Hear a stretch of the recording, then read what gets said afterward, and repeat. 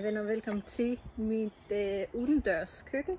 Jeg er i gang med at udvikle en ny slags pizza, som har de der tykke, luftige kanter.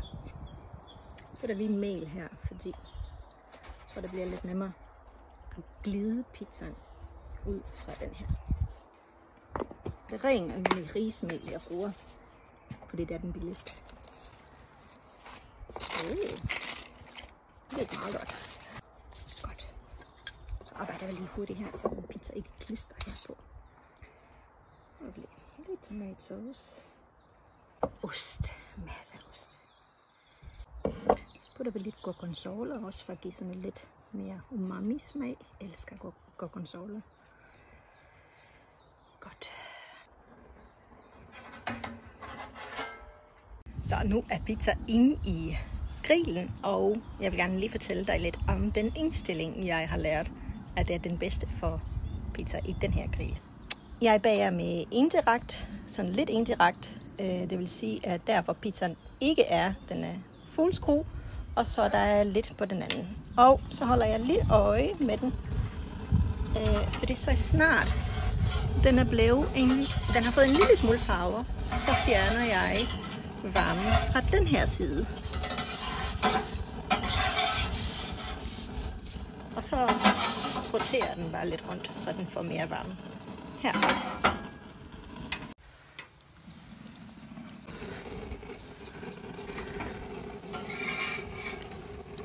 Så nu har den fået en lille smule farve her i bunden. Så kan jeg godt slukke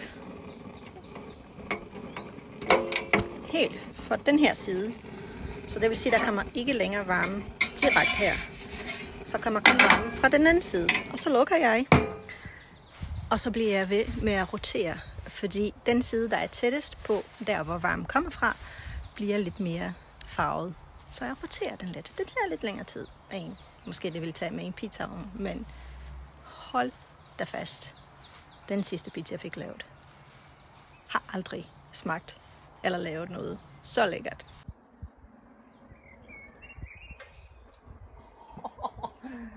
Prøv lige at se det her. Det her, det er glutenfri lækkerier. Nu se bunden.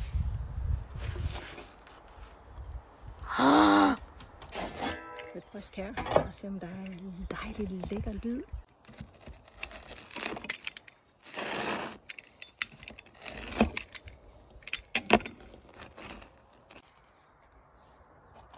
Amen.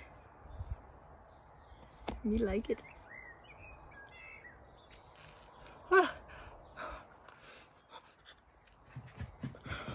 Varm.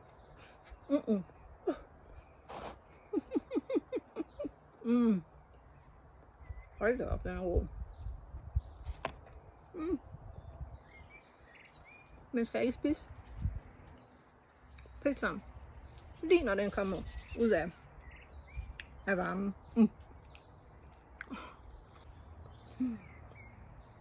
Det her, det er en pizza, der er bagt i min dejlige grill.